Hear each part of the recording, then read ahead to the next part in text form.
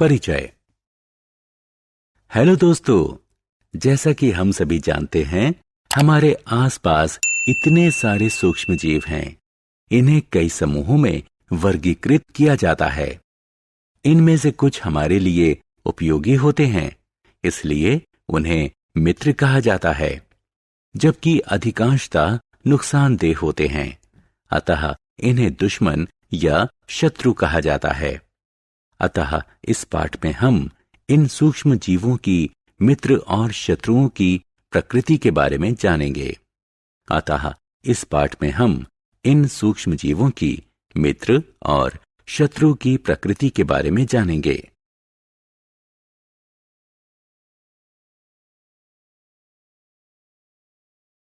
उद्देश्य। इस पाठ के अंत में आप निम्न करने में सक्षम हो जाएंगे: सूक्ष्म जीव और इसके विभिन्न समूहों को परिभाषित करना, मित्रवत सूक्ष्म जीव और सामान्य मानवीय जीवन में इनके उपयोगों का वर्णन करना, हानिकारक सूक्ष्म जीवों का वर्णन करना, खाद्य परिरक्षण की विधियों की व्याख्या करना, नाइट्रोजन स्थिरीकरण और नाइट्रोजन चक्र की व्याख्या करना।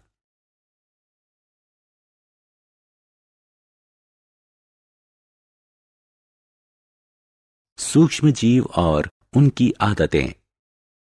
वरुण, फल के इस टुकड़े को मत खाओ, अब ये दूषित हो चुका है और तुम्हारे स्वास्थ्य के लिए हानिकारक है। लेकिन क्यों दीदी? जमीन पर ढेर सारे कीटाणु हैं और वे इतने छोटे हैं कि तुम उन्हें खुली आंख से नहीं देख सकते और वे तुम्हें नुकसान पहुंचा सकते हैं। ये क्या है? इन्हें सूक्ष्म जीव कहा जाता है। दोस्तों, आपको जानकर हैरानी होगी कि सूक्ष्म जीव खाना बनाने में हमारी सहायता कर सकते हैं और यही हमें बीमार भी बना सकते हैं। इसलिए इनके बारे में विस्तार से अधिक जानकारी प्राप्त करने से पहले आइए हम ऐसे सूक्ष्म जीवों और उनकी आदतों के बारे में जानते हैं। सूक्ष्म जीव या जीवाणु आकार में इतने छोटे होते हैं कि उन्हें खुली आंख या बिना किसी सहायक साधन के नहीं देखा जा सकता। इन्हें व्यापक स्तर पर 4 प्रमुख समूहों में वर्गीकृत किया जाता है। ये हैं जीवाणु, कवक, प्रोटोजोआ और शैवाल। विषाणु भी सूक्ष्म होते हैं। सूक्ष्म जीव विभिन्न वातावरणीय परिस्थितियों में जीवित रहते हैं।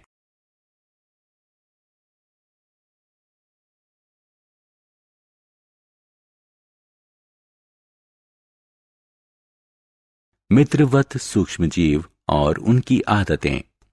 प्रिय विद्यार्थियों, ये सूक्ष्म जीव व्यापक स्तर पर उपयोगी और हानिकारक सूक्ष्म जीवों में वर्गीकृत किए जाते हैं। अब हम सूक्ष्म जीवों के मित्रवत गतिविधि की विस्तार से चर्चा करेंगे। ऐसा ही एक मित्रवत सूक्ष्म जीव है खमीर। खमीर का उपयोग बेकिंग उद्योग और हमारे घरों में ब्रेड, केक, पेस्ट्री आदि बनाने के लिए किया जाता है। जीवाणु लैक्टोबैसिलस दूध से दही बनाने में उपयोगी है। सूक्ष्म जीव वाणिज्यिक और औषधीय क्षेत्र में भी उपयोगी हैं। उदाहरण के लिए अल्कोहल, बियर और शराब के व्यापक उत्पादन के लिए खमीर यानी यीस्ट का उपयोग डिस्टिलरी उद्योग में किया जाता है। कुछ अन्य जीवाणु प्रतिजैविक यानी एंटीबायोटिक और वैक्सीन बनाने में सहायक होते हैं। टीकाकरण कई बीमारियों में सहायक होता है, जैसे हैजा, क्षय, चेचक और हेपेटाइटिस। अब मैं आपको बताता हूं कि उपयोगी सूक्ष्म जीवों द्वारा प्रदान किए जाने वाले अन्य लाभ क्या हैं। कुछ जीवाणु और नीले हरे शैवाल वायुमंडलीय नाइट्रोजन स्थिरीकरण प्रक्रिया द्वारा मिट्टी की उर्वरा शक्ति बढ़ाते हैं। नाइट्रोजन स्थिरीकरण जीव वैज्ञानिक प्रक्रिया है जिसमें जीवाणुओं की सहायता से वायुमंडलीय नाइट्रोजन को अमोनिया में बदला जाता है। ऐसे कई अन्य मित्रवत एनारोबिक जीवाणु हैं जिनका उपयोग बायोगैस के संश्लेषण में किया जाता है। Biogas methane, carbon dioxide, hydrogen और हाइड्रोजन सल्फाइड का मिश्रण होती है।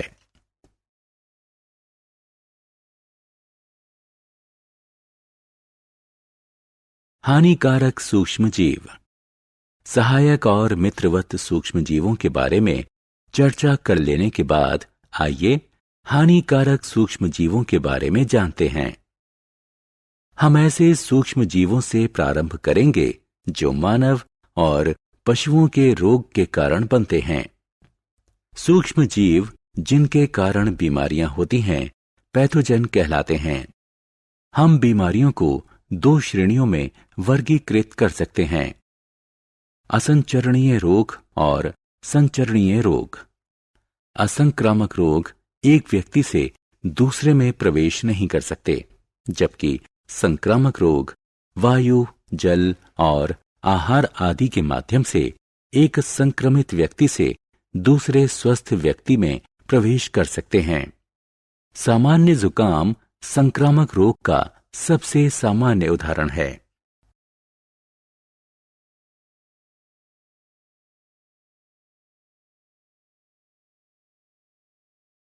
मानव में रोगकारक सूक्ष्मजीव। दोस्तों, हमारे आसपास पाए जाने वाले कुछ कीट और पशु पैथोजन के संवाहक के रूप में कार्य करते हैं।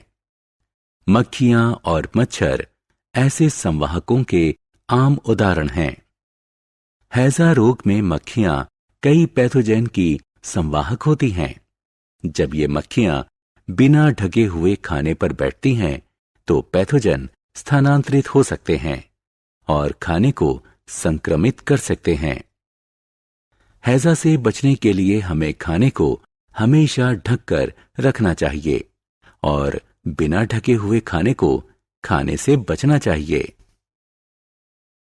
मलेरिया रोग के मामले में मादा एनोफ्लीज मच्छर प्लाज्मोडियम पैरासाइट के संवाहक होते हैं। पैथोजन एक संक्रमित व्यक्ति से स्वस्थ व्यक्ति में एक मच्छर के काटने से सीधे प्रवेश करते हैं। इसलिए हमें अपना आस पड़ोस साफ सुथरा रखना चाहिए और यह जांचना चाहिए कि बेकार पड़ी वस्तुओं में पानी जमा ना हो।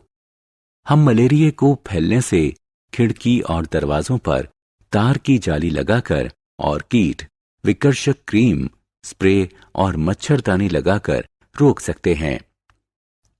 हम मिट्टी के तेल को ठहरे हुए पानी पर छिड़ककर मच्छर के लार्वा को मार सकते हैं। पैथोजन के कारण होने वाले सामान्य मानवीय रोग। यहां एक सूची दी गई है जो विभिन्न पैथोजनों के कारण फैलने वाले विभिन्न मानवीय रोगों का उल्लेख करती है।